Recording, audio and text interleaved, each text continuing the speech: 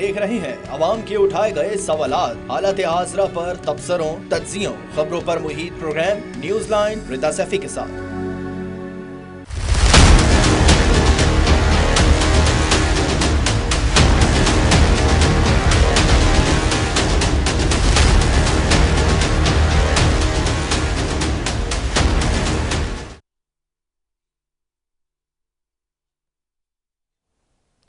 अस्सलाम वालेकुम। Programme news line के साथ मैं हूं मुनीबा गुल बाजवा।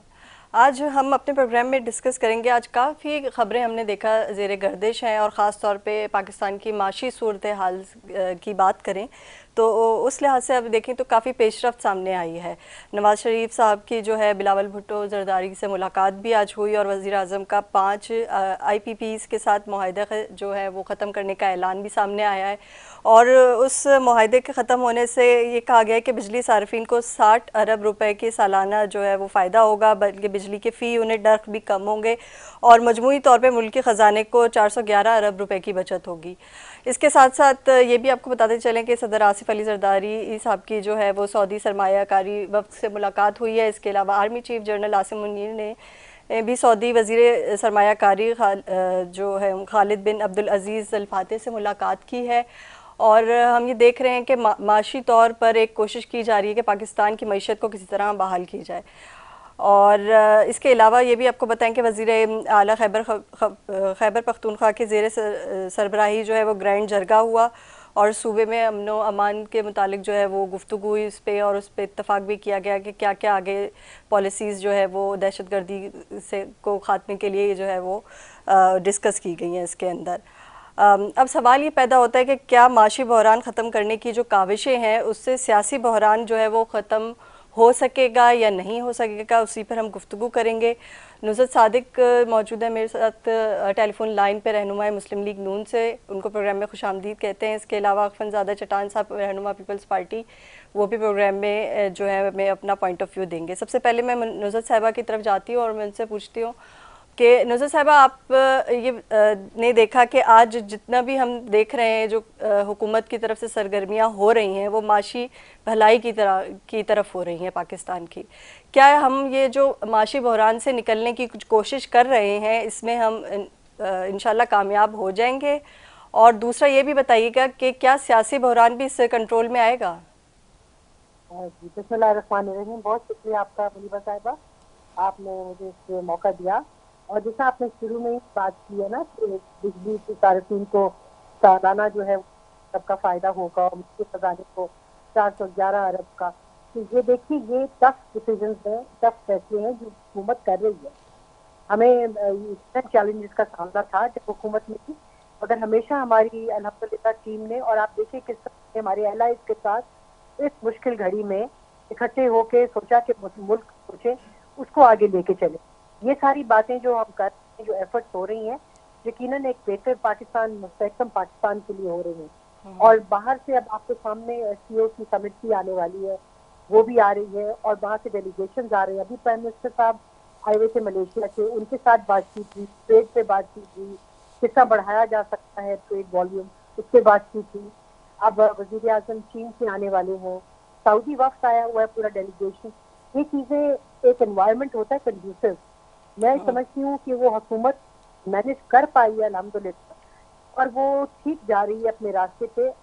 अब बाकी जमातों को भी चाहिए, और खासतौर से मैं PTI के हवाले से कहूँगी कि वो भी इसमें साथ दे अपना।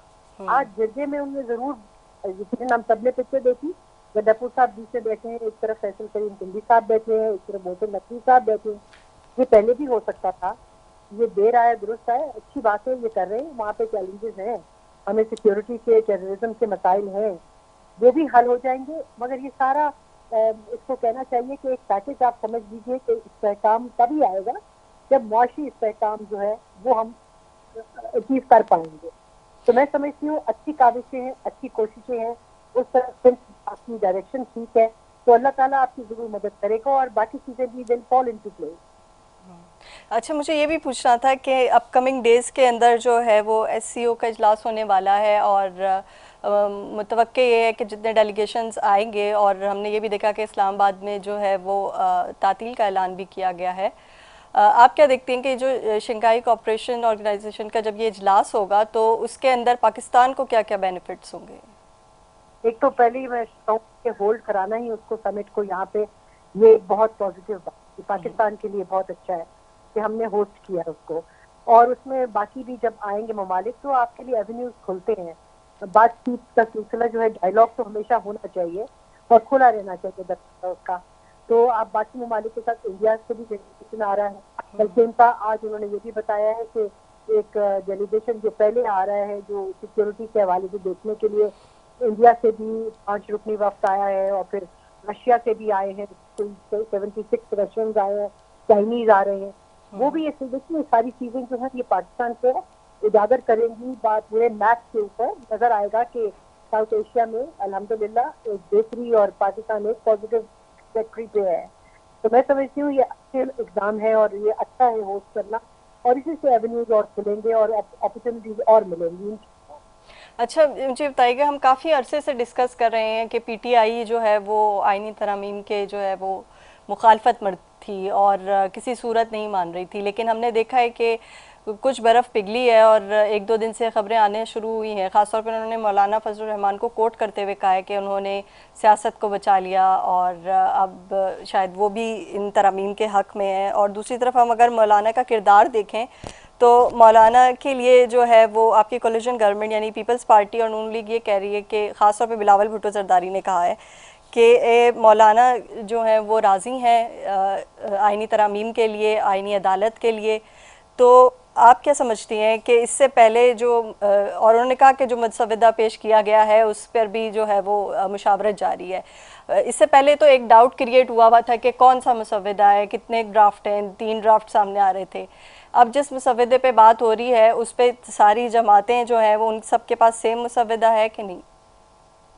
देखिए मुसवदा मैंने तो देखा नहीं, ऑनेस्टली आपको मैं बताऊं मुनीबा साहबा, बट जो हमें पता चल रहा है वो यही है कि एक तो हमें काविशें नजर आ रही हैं कि पार्टी भी काफी कोशिश कर रही है कि सब एक पेज पे हों और इससे लेके मिलकर आगे लेके चलें। मौलाना साहब भी मैंने सुन रही हूँ और देख रहे हैं हम सारे, तो वो भी कुछ एग्री कर रहे हैं और उनके साथ फिर पीटीआई रास्ते में है तो वो भी जाहिर है उनको वो एक ही तरह से होंगे जो भी उनके कंसर्न हैं। तो अब मेरा ये ख्याल है कि यकीनन अगर इसको करना है आईनी तरमीम को तो ये मिलकर ही अगर हो जाए तो बहुत अच्छा होगा। ठीक है, अभी हम प्रोग्राम में एक ब्रेक का वक्त हुआ है, एक शॉर्ट कमर्शियल ब्रेक लेंगे, फिर गुफ्तगू का सिलसिला जारी रखेंगे।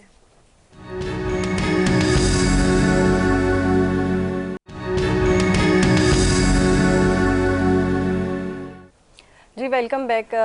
ब्रेक पे जाने से पहले नुज़रत सादिक साहिबा अपना पॉइंट ऑफ व्यू दे रही थी प्रोग्राम में। अभी मुझे नजमी आलम साहब ने ज्वाइन किया, रहनुमा पीपल्स पार्टी के सूबाई वज़ीर है, आपको प्रोग्राम में खुशामदीद कहते हैं। नजमी आलम साहब, आपसे आपके ज्वाइन करने से पहले मैं गुफ्तगू कर रही थी नुज़रत सादिक साहिबा से और मैंने उनसे सवाल पूछा था कि हम जो कुछ दिनों से देख रहे हैं कि मईशत की बहाली के लिए जो काविशें की जा रही हैं हुकूमत की तरफ से, वफाक की हो या सूबाई हुकूमत की तरफ से, ये एक अच्छी पेशरफ्त है, लेकिन क्या इससे सियासी बहरान जो है वो कम हो सकेगा? देखिए, मईशत सही हुए बगैर कोई भी चीज सही नहीं होगी।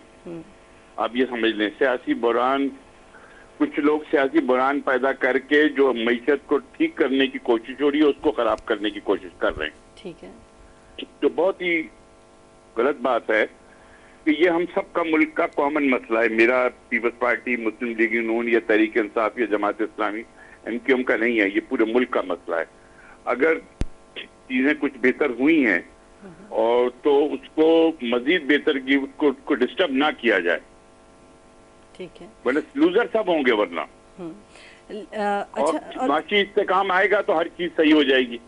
लेकिन माशी इस्तेकाम के लिए बड़े सख्त फैसले लेने पड़ते हैं और हुकूमत को ले रही है, गवर्नमेंट ले रही है। देखिए बात हम सब उसके इफेक्टिव दे रही है, लेकिन आप कभी बहुत कड़वी गोली दवाई खाना पड़ती है कोकीन की, जब मलेरिया हो जाए तो खाते हैं ना, वो जो बहुत कड़वी दवाई है जी। क्योंकि अब सख्त फैसले लिए बगैर मईशत सही नहीं होगी। ठीक है, अच्छा, मैं ये पूछना चाह रही थी कि लेकिन हम इस सिलसिले में ये देख रहे हैं कि अगर मईशत को अगर सही करना है, आप ये कह रहे हैं, तो जो है वो सियासी बहरान भी ख़त्म हो सकेगा। लेकिन यहाँ पर तो हमें पार्टीज़ में इत्तेफाक नहीं देखा जाता, नहीं नज़र आता कि कहीं इत्तेफाक है। थोड़ा बहुत अभी ये पेशरफ तो ज़रूर हुई है कि पीटीआई ने ये कहा कि मौलाना फजलुर रहमान को बीच में मुखातिब करते हुए उनसे मुलाकात भी की और उनसे कहा कि हम जो है अब आइनी तरामीम के मसवदे पे गौर कर रहे हैं। और बिलावल भुट्टो ज़रदारी ने कहा कि 25 अक्टूबर तक जो है हम आइनी तरामीम करवा लेंगे।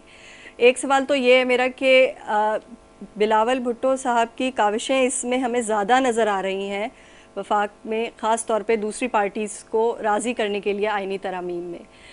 क्या मुस्लिम लीग नून जो है वो कामयाब नहीं हो पा रही है, इसलिए बिलावल भुट्टो ज़रदारी जो है उन्होंने स्टेप इन किया है? नहीं, मैं उनको मुस्लिम लीग नून को कोई नाकामी है, लेकिन इनिशिएट उन्होंने लिया था। लेकिन कुछ चीजें देखिए, यही डेमोक्रेटिक और मुल्क के मफाद की बात होती है कि अगर ये चीज अच्छी हो जाएगी तो इसकी सबसे ज्यादा बेनिफिशियरी जो गवर्नमेंट होती है उसकी। लेकिन हम ये नहीं सोच रहे हैं, हम ये सोच रहे हैं कि मुल्क को क्या जरूरत है। और बिलावल भुट्टो इस वक्त जो रोल अदा कर रहे हैं कंसेंसस पैदा करने का मुल्क में, वो और कोई पार्टी नहीं कर रही।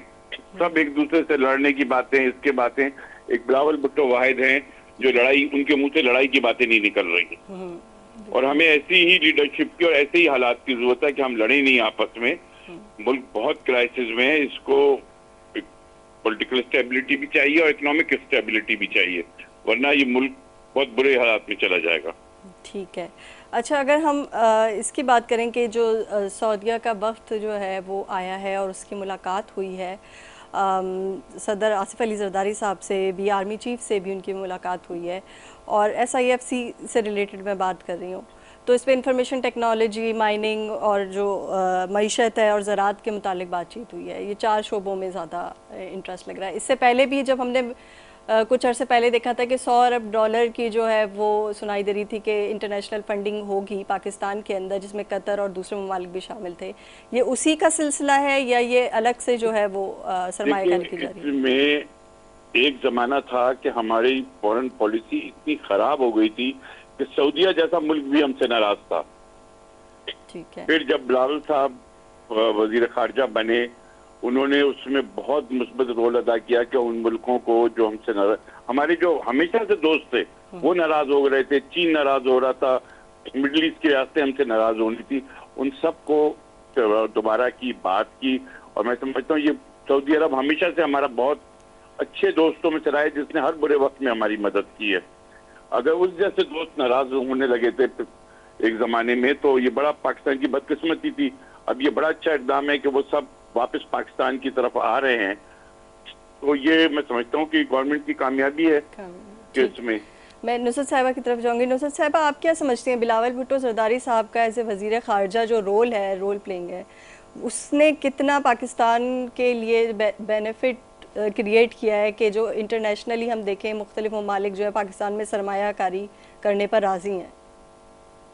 मैं समझती हूँ कि मैं क्रेडिट दूंगी कि बिलावल भुट्टो ज़रदारी साहब ने यकीनन उनमें क्वालिटीज अपनी मदर की तरफ से, अपने नाना की तरफ से, मैं समझती हूँ बहुत सिक्योरिटी है उनमें, उनके क्लैरिटी है इन माइंड, एंड उनका वज़ीर खारजा होना बहुत आई थिंक अच्छा रहा है, मुस्लिम रहा है। जिस तरह नज़ीर साहब ने बात की, एक वक्त था जब हमारे सऊदी अरेबिया नाराज हो रहे थे, और एक वक्त वो भी था जब चाइना भी बिल्कुल नाराज था हमारे से। बल्कि तो हमें ऑन रिकॉर्ड बताया भी गया है कि शहबाज साहब ने, प्राइम मिनिस्टर साहब ने, कि किस तरह उनको जाके मतलब बात करनी पड़ी और उनसे दूर किए हमने तहफ़्फ़ुज़ात जो क्रिएट किए गए थे यहाँ पे। और हम सब जानते हैं किसने किए थे, हम सब जानते हैं सीपैक के साथ क्या इसका हाल हो रहा था।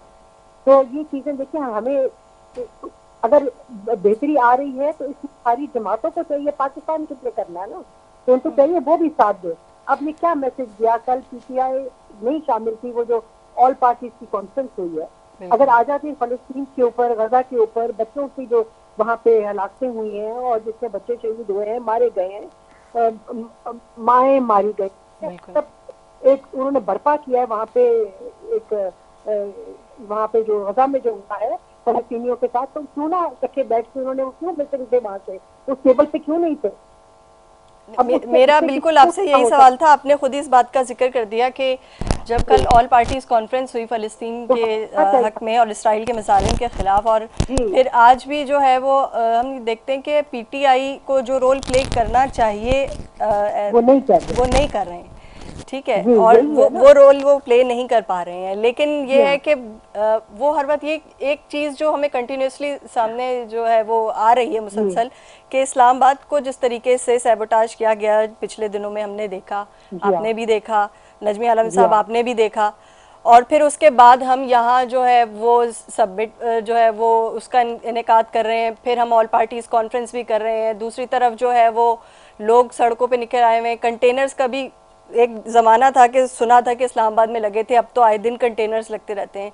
इन सारी सूरत हाल के अंदर सिक्योरिटी रिस्क बहुत ज़्यादा है। इंटरनेशनली जो भी डेलीगेशन आता है उसको किस तरीके से कंट्रोल कर सकेंगे? नुसरत साहिबा, पहले आप जवाब दें। मेरा तो ख्याल है उनको कंट्रोल करें जिनको जेल में बंद किया, जो वहाँ से बैठ के एहतजाज की कॉल भी देते हैं, जो वहाँ बैठ के उनको सारी वसाइल उनको मौजूद है, खाने बाहर से आने हैं और मुलाकातें सब हो रही हैं, सहाफियों के साथ मुलाकात हो रही है। ये किसको ये अपॉर्चुनिटीज मिली थी जब वो जेल में थे? उनको तो बात नहीं करने दी गई। मियां मोहम्मद नवाज शरीफ साहब को, उनकी बेगम बेचारी बीमार थी, उनको में छोड़ के आए, उनसे फोन पे बात नहीं करने दी। और यहाँ पे सबकी मुलाकातें, वहीं से एहतजाज की कॉल, वहीं से आप डटे रहे, आप आगे चले, आप बढ़े आगे, बीच चौक पहुंचे, आप ये सिलसिला तो बंद करें तो चीजें शायद बेहतर है। बिल्कुल ठीक। नजमी आलम साहब, आप क्या कहेंगे, किस तरीके से ये जो सैबोटाज करने की एक चीज, मुझे तो यही लगता है कि सैबोटाज किया जा रहा है अगर इस्लामाबाद को बंद किया जा रहा है। जात की सियासत करेंगे ना तो फिर ये करेंगे। आपको याद है जब चीनी वजीर आजम का दौरा मनसूख हुआ था, जी बिल्कुल, इस्लामाबाद में धरने की वजह से, चीन जैसे मुल्क के वजीर आजम जिसके लिए हमारा सबसे बड़ा इस वक्त इकोनॉमिक पार्टनर है, उसके वजीर आजम को पाकिस्तान का दौरा मनसूख करना पड़ा जी। अभी जब पहले धरना दिया था खान साहब ने वहां पे इस्लामाबाद में, अभी जो ये कॉन्फ्रेंस होने जा रही है जिसमें मुख्तलिफ ममालिक के सरबराह आ रहे हैं, और इस वक्त भी जब कतर का सरबराह आ रहा था तब ये किया गया। ये क्या जाहिर करता है कि आपको सिर्फ अपनी जात की परवाह है, ये नेशनल इंटरेस्ट। आप पाकिस्तान के वजीर आजम रह चुके हैं, चाहे वो जैसे भी बने हो, उस पर मैं नहीं जा रहा, लेकिन कुछ जिम्मेदारी भी होती है कि यार इस वक्त ठीक है पाकिस्तान के अंदर एक इम्पोर्टेंट कॉन्फ्रेंस हो रही है, हम इसको डिस्टर्ब ना करें, ठीक है। लेकिन ये मैं समझता हूँ ये हुकूमत को ब्लैकमेल करने के लिए कि भाई या तो तुम करो, नहीं तो मैं ये होने नहीं दूंगा। नहीं, फिर उसके आगे ऐसे बयानिया भी आता है कि आप इमरान खान को कायल कर ले तो हम उठ जाएंगे जहां भी हम धरना दे रहे हैं। इमरान खान को क्या कायल कर ले? देखिए बात ये है, उन पे केसेस बने हैं, उनको चाहिए कोर्ट का रास्ता है, उधर से वो अपने आप को बरी करें। कई केसों में बरी हुए हैं ना, तो फिर इतनी एक्सेसिबिलिटी कैसी है? उनके जो रहनुमा हैं पीटीआई के, वो अपने बानी से किस तरीके से इतनी ज्यादा मुलाकातें करते हैं, या उनको कैसे हुक्म मिल जाता है, या वो करते हैं जो बानी में जेलें देखी है ज़िया के दौर की, हमने देखा बेनजीर को 2 कंबलों के साथ जमीन पर सोते हुए, नुसरत भुट्टो को जमीन पर सोती थी, 2 कंबल मिलते थे उनको, जो भी जुओं से भरे हुए गंदे, वो चप्पल का वो तकिया बनाती थी। तो जेल तो वो थी। अभी ये क्या, ये तो ऐसी की जेल है, हर चीज आपको फैसिलिटी है, एक्सरसाइज की साइकिलें हैं, खाना मर्जी का हर चीज मिल रही है। ये जेल थोड़ी है, वैसी वाली जेल काटें ये एक हफ्ता 2 कंबलों के साथ टूटे हुए फर्श पे सोए तो मैं, और जेल का खाना खाएं तो मैं मानूं ये जेल काट रहे हैं। तो इसका मतलब है वो जेल का खाना नहीं खा रहे हैं? नहीं खा रहे बीवी, वो बहुत माशाल्लाह से अच्छा खाना खाते हैं, देसी घी देसी मुर्गी खाते हैं। जेल का खाना खाएं, जेल का जो आम कैदी वाला, तो फिर कहें कि भाई मैं ऐसे जेल काटूंगा जैसे आम कैदी काटते हैं, अपने लिए सहूलियात क्यों मांगते हैं? ना मांगे। फिर मैं कहूँ हाँ बहादुर आदमी है, आपको आसाइश चाहिए जेल में, 5 स्टार होटल की वाली आसाइश चाहिए आपको, फिर आप कहते हो जेल में। अच्छा, एक और चीज भाई, अगर इससे बाहर आओ और पॉलिटिकल वर्कर बनो, काटो जेल। हमने बहुत पॉलिटिकल वर्करों को तकलीफें उठाते देखा है। बिल्कुल ऐसे ही है सियासत की तारीख में, जुल्फ़िकार अली भुट्टो भी एक वज़ीर आज़म थे, चार पता नहीं 5 बाय 5 के सेल में रहते रखा था उनको, ये कोई उनको कोई फैसिलिटी नहीं थी, 5 बाय 5 के सेल में रखा हुआ था उनको। अच्छा, उन्होंने काटी जेल बहादुरी से, अच्छा, सजा भी मुक्ति। लेकिन इनको भी चाहिए कि अब कुछ समझदारी करें। पीटीआई के अंदर भी अच्छे लोग हैं, मैं ये नहीं कहता कि सारे पीटीआई वाले बुरे हैं। वो बैठे अपने पार्टी को समझाएं कि भाई इस तरह नहीं चलेगा। और अब देखें ना, अगर उसने बुलाया ऑल पार्टी कॉन्फ्रेंस केपी के अगर वजीर आला ने, तो हम सब गए। पीपल्स पार्टी पे यकीन रखती है कि बातचीत से मसले हल होंगे। कभी भी आप लड़ाई से लड़ाई मजीद लड़ाई को जन्म देती है, बातचीत सुलह को जन्म देती है। आर्गुमेंट्स फॉर आर्गुमेंट्स नहीं होने चाहिए, ये एक इम्पोर्टेंट बात है। यहाँ छोटा सा हर एक का हक है अपना आर्गुमेंट दे, अपना आर्गू दे, लेकिन एक तरीका होता है। ये नहीं कि आपने कहा कि ये मेरी बात नहीं मानी तो मैं यहाँ ये जला दूंगा, मैं ये तोड़ दूंगा, मुल्क में टैक्स नहीं जमा होने दूंगा, लोगों से ये कहना कि आप मुल्क में लीगल तरीके से पैसे ना भेजें, हुंडी से भेजें, ये सब रिकॉर्ड की चीज है। अच्छा नजमी आलम साहब, मैं इस गुफ्तगू को जारी रखूंगी। यहाँ एक कमर्शियल ब्रेक है, वो लेते हैं, फिर गुफ्तगू का सिलसिला जारी करते हैं।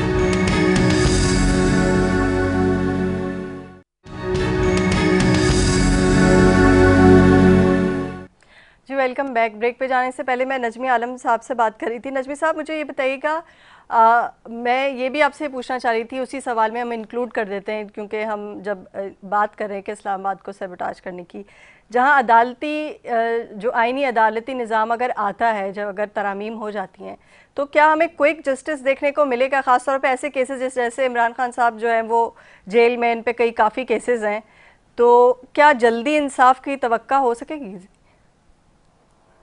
मेरे ख्याल में बिल्कुल होगी। देखिए, आप अगर पिछले साल 2 साल के केसेस देखें सुप्रीम कोर्ट की सूरत हाल, तो आपको सुप्रीम कोर्ट पॉलिटिकल केसेस और आईनी केसेस ही करती नजर आ रही है। आपको कोई आम लोगों के केसेस नजर नहीं आ रहे हैं सुप्रीम कोर्ट में।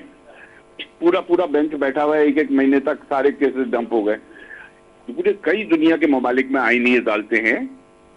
भाई आईनी मसला आ गया, उन अदालतों में चले जाए, वो भी तो जजेस है ना, उसमें क्या बुराई है? ये जजेस फारिग नहीं, आम लोगों के केस सुने। सही। और फिर वो जो सुमोटो एक्शन लेना पड़ता था हर आइन के खिलाफ किसी बात के ऊपर, वो भी कम हो जाएगा, थोड़ा कम हो जाएगा ना। अब आपको कोई आईनी वो है, आप आईनी अदालत में चले जाए कि ये गैर आईनी काम हो रहा है। अच्छा ठीक है। नुज़रत सादिक साहिबा, आप क्या कहती हैं कि क्या ये जब हम 26वीं तरमीम मंजूर होते हुए देखेंगे और आईनी अदालतों का क़याम होगा, काफ़ी हद तक हमें नज़र आएगा कि बड़ा क्विक जस्टिस हो रहा है अगर आइन के खिलाफ वर्जी हो रही है तो? जी बिल्कुल नजर आना चाहिए। आप ठीक कह रहे हैं नजीर साहब, काफी केसेस इनके पास, इन्होंने सिर्फ इसी चीज को देखा है और सो मोटो लेके उसके ऊपर करते हैं। मगर मेरे ख्याल में जितना बाकी ममालिक में भी है, तो this can work for Pakistan also. बल्कि इनको तो हेल्प हो जाएगी जजेस को कि एक इनको सिर्फ आईनी वो देख रहे होंगे और बाकी केसेस में वो निपटा सकते हैं, तो उसमें जरा तेजी आ जाएगी, बैकलॉग नहीं होगा, खत्म हो जाएगा। तो मेरा ये ख्याल है इट्स पॉजिटिव स्टेप और इस तरह होना चाहिए। नुज़रत साहब, आपकी आवाज़ थोड़ी कम आ रही है, थोड़ा सा लाउड है। जी मैंने कहा कि जितनी जल्दी हो वो बेहतर होगा अगर ऐसे हो जाए, क्योंकि बाकी ममालिक में भी ऐसा है। It will give relief to the जजेस को भी। देखिए उनके पास बहुत केसेस होते हैं, तो बैकलॉग खत्म हो जाएगा और जो केसेस इतने पेंडिंग हैं उनको जल्दी निपटाया जाएगा। ठीक है, आईनी वाले वहां चले जाएंगे उस कोर्ट में और बाकी के जीरो देख लेंगे। ठीक है। अभी जो हम मईशत की भी बात कर रहे थे और हमने थोड़ी सियासी सूरत हाल की भी बात की नुज़रत साहिबा, लेकिन हम केपी को इग्नोर नहीं कर सकते। एक मेजर सूबा है पाकिस्तान का, उस वक्त वहाँ जो हालात हैं इस वक्त वो, और उस वक्त यहाँ की जो गवर्नमेंट है वो बिल्कुल वफाक से अलग है, अलग फ़ैसले कर रही है। तो क्या ये जो इंटरनेशनल फंडिंग आ रही है वो केपी में इस्तेमाल हो पाएगी सही से? क्या वज़ीर आला मान जाएंगे उनके? क्योंकि हमें तो एक रिफ्ट नज़र आता है कि एक वज़ीर आला दूसरे वज़ीर आला के आमने सामने होने की कोशिश कर रहे हैं। देखिए वो वज़ीर आला जो केपी के हैं वो तो ऐसी ललकारते हैं और पंजाब में जो है वो काम होता हुआ नजर आ रहा है। अल्हम्दुलिल्लाह आप रोज देखें कोई ना कोई नया इनिशिएटिव, कोई ना कोई नया उनको वो कर रहे हैं। क्लाइमेट चेंज के ऊपर उन्होंने काफी काम कर लिया है और इंटर्न्स भी बना दिए हैं, बाकी चीजों में भी उन्होंने काफी बेहतरी लाए हैं। अब वुमेन एम्पावरमेंट के हिसाब से उनके हवाले से देख लें कितनी पेशरफ हुई है, हेल्पलाइन हुई है, जीरो टॉलरेंस है उसका हरासमेंट के हवाले से। और ये देखिए ये सारी पॉजिटिव चीजें हैं। अस्पतालों की अपग्रेडेशन है और व्हील्स के ऊपर मोबाइल की जो इनके हॉस्पिटल है, क्लिनिक ऑन व्हील्स, वो भी सिलसिला शुरू किया है। तो उन्होंने तो बहुत इनिशिएटिव दिए हैं। केपी के उनका कसूर नहीं है लोगों का, उनको तो ये मिलनी चाहिए ये सहूलतें जो है, तो वो जरूर उनको भी मिले। देखिए सूबों के पास फंड तो सबके होते हैं, वो अपने लगाएं उसके ऊपर, वो फोकस तो करें ना अपने काम पे।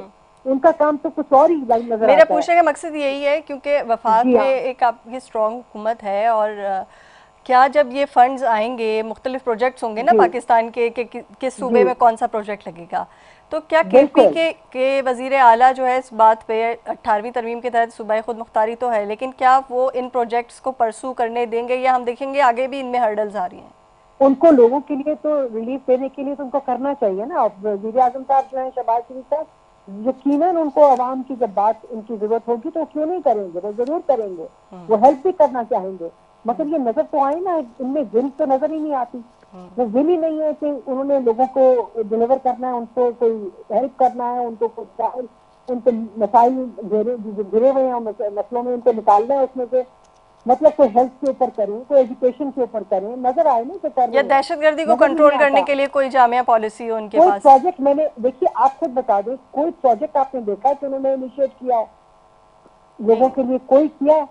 कोई अभी नहीं तक किया। तो वो जब से आए हैं, मैं तकारीर ये ही नहीं चल रही करूंगा, हैं। नजमी मैं आलम वो नहीं साहब, करूंगा। नजमी आलम साहब आप क्या कहते हैं कि सूबाई खुद मुख्तारी अपनी जगह पे और जो फॉरेन डायरेक्ट इन्वेस्टमेंट आ रही है, या हम इसकी बात कर लेते हैं SIFC की बात कर लेते हैं, तो क्या केपी के अंदर वो प्रोजेक्ट जो हैं वो शुरू हो सकेंगे? पहला तो सवाल यही कि क्या शुरू भी हो पाएंगे वहाँ के नहीं? नजमी साहब आपको मेरी आवाज़ आ रही है? वो अगर उनसे उनको हमदर्दी है, उनके लिए कुछ करना चाहते हैं तो उनको, अभी भी कोई इनका डिस्प्यूट था, मैं खुद भी उस मीटिंग पे था स्काइप पे, पानी के इश्यू पे उनका और पंजाब का, तो वहां बैठ के इन्होंने बात की है आपस में। ठीक है। और अभी भी एटनिक में इनके मंसूबे आ रहे हैं, मैंने खुद देखे हैं, पास भी किए हैं फेडरल गवर्नमेंट ने, ऐसा नहीं कि नहीं किए। फेडरल गवर्नमेंट ने कोई ऐसा काम नहीं किया कि जी हम KPK को पैसे नहीं देंगे, या मेरे आंखों के सामने की बात है।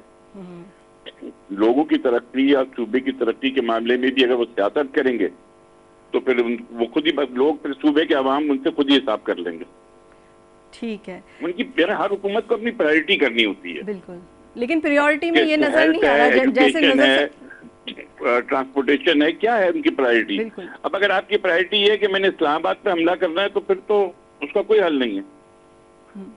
तो मैं ये भी पूछना चाह रही थी कि खास तौर पे दहशतगर्दी के हवाले से केपी के इस वक्त मोस्ट सेंसिटिव दहशतगर्दी का सारा मुल्क शिकार है इस वक्त। अभी कराची में धमाका हुआ, कराची में धमाका ठीक हुआ, है ना, बिल्कुल सही कह रहे हैं। चाइनीज इंजीनियर लेकिन केपी में ऑपरेशन अज़्म इस्तेहकाम का जब ऐलान हुआ, ये हम सबकी मुश्तरका मसला है, ये KPK का अकेले का नहीं है। नहीं, वो बिल्कुल सही कह रहे हैं नजमी आलम साहब। मेरा सवाल ये है कि जब ऑपरेशन अज़्म इस्तेहकाम का ऐलान हुआ और केपी में जब कहा गया कि तालिबान जो TTP है एक दहशतगर्द तंजीम है, उसके खिलाफ ऑपरेशन होने जा रहा है, तो वो क्यों नहीं होने दिया इन लोगों ने? वो तो कोई इनसे पूछे ना, मुझसे, ये PTI वालों से, कि आपकी क्या हमदर्दी है उनसे।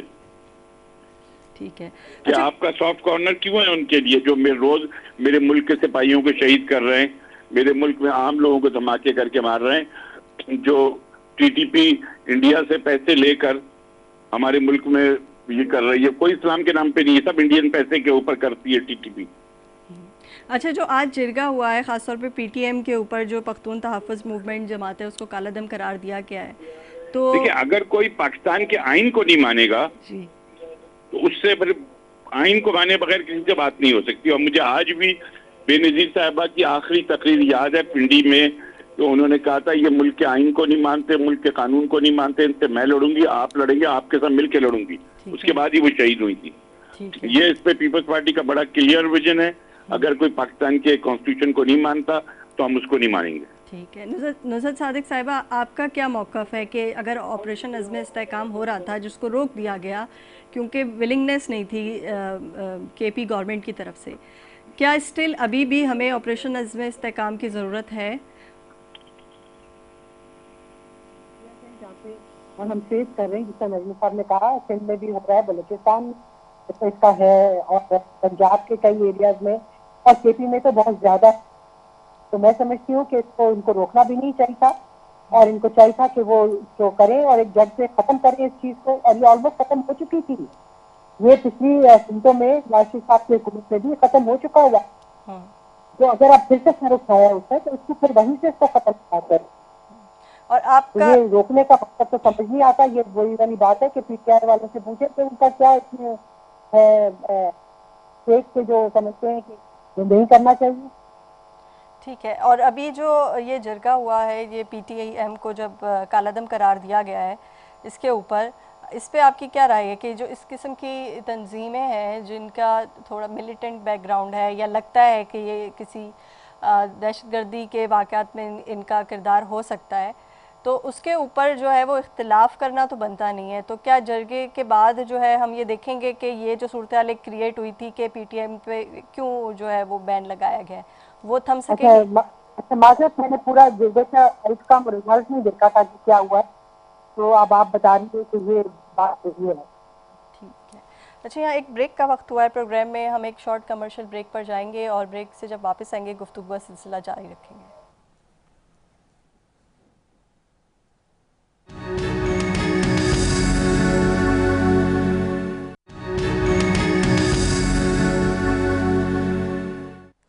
Welcome back. हम गुफ्तगू कर रहे थे जिरगे के हवाले से और दहशतगर्दी के हवाले से। अब कुछ गुफ्तगू कर लेते हैं कि जो SCO का सबमिट होने जा रहा है इसके ऊपर।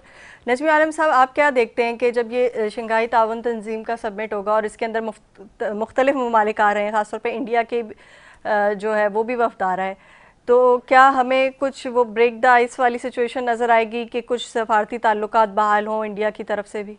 नहीं, देखिए, हम और इंडिया के ताल्लुकात में एक बड़ी रुकावट कश्मीर है, इससे कोई डिनाई नहीं कर सकता, और ये जब तक होगा नहीं ये चीजें चलती रहेंगी। लेकिन कुछ ऐसे इश्यूज हैं जिसमें हम दोनों मुल्कों के गरीब आवाम के लिए आपस में बातचीत कर सकते हैं।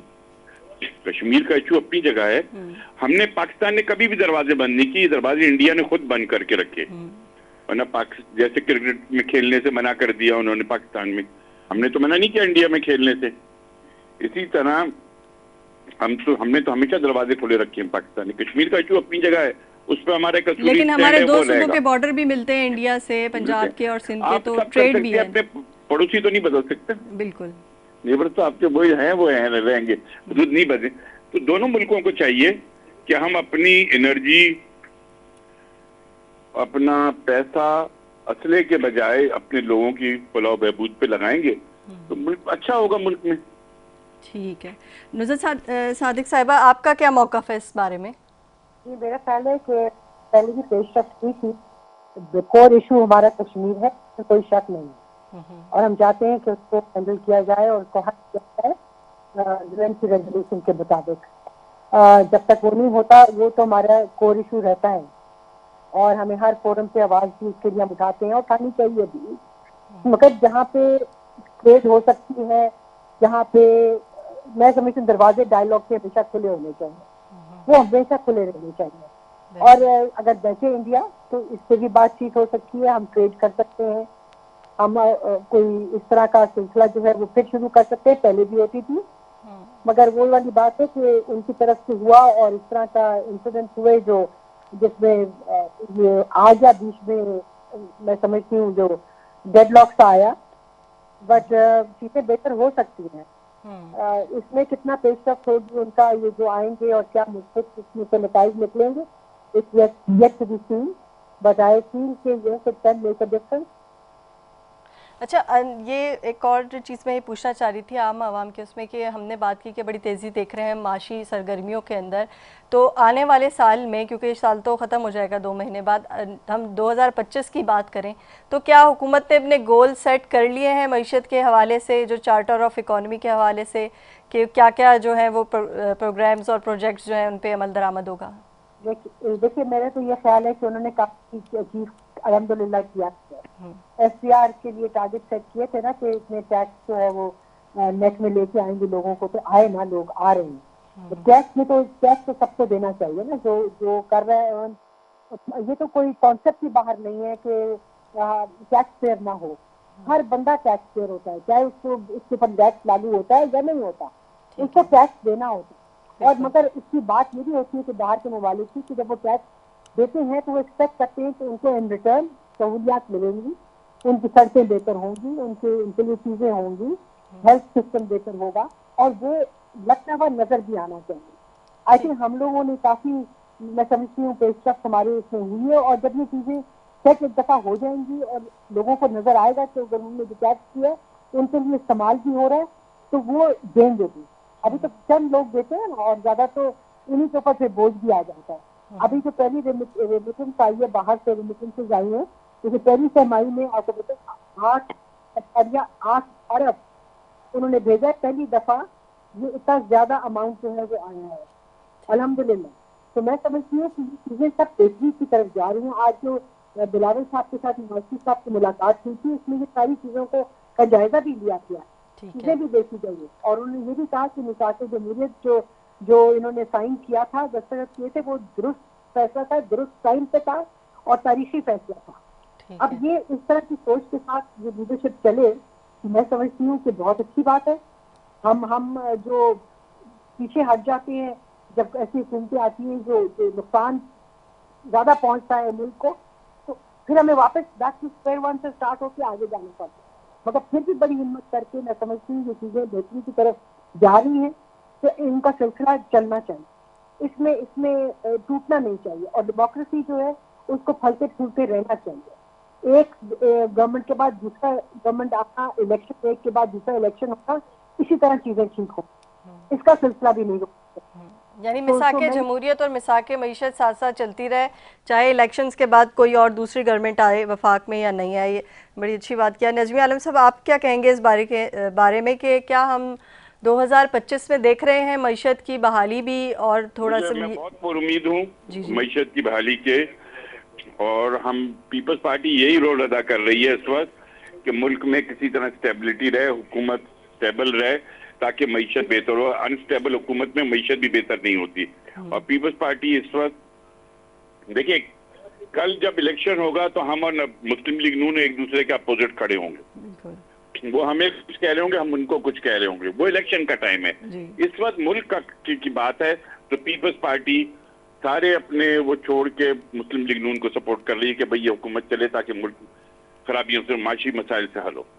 ये होती है मुल्क से मोहब्बत और डेमोक्रेसी और प्योर पॉलिटिकल लीडरशिप। अपनी जात का नहीं सोच रही पीपल्स पार्टी। बिल्कुल आपने सही कहा। नुसरत आती साहिबा, प्रोग्राम में वक्त बहुत कम रह गया, लेकिन मैं ये भी पूछना आपसे चाहूँगी कि आइंदा आने वाले दिनों में जो मईशत से रिगार्डिंग जो भी फैसले होते हैं इस्लामाबाद के अंदर, क्या इस्लामाबाद की सूरत हाल पर जो है वो कोई फ़र्क पड़ेगा कि नहीं पड़ेगा? क्योंकि हमने पिछले दिनों जो सैबोटाज देखा है उससे बड़ा नेगेटिव इमेज इंटरनेशनली गया है पाकिस्तान का। जी बेशक गया है, और सबकी वो रिस्पॉन्सिबल है जिन्होंने ये काम किया है।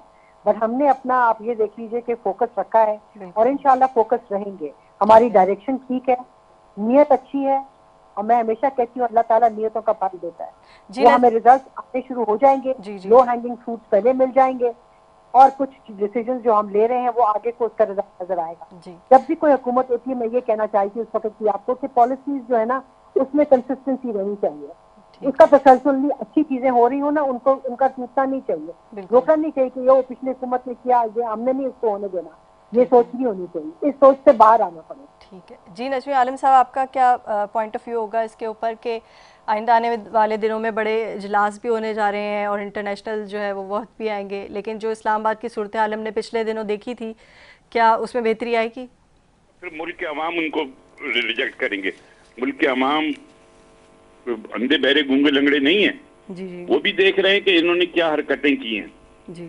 आप उसको कवर अप करने के लिए बेशक ये क्या वो जरगा बुलाएं, लेकिन लोगों ने देख लिया है कि इन्होंने कोई मुहब्बे वतन होने का सबूत नहीं दिया है।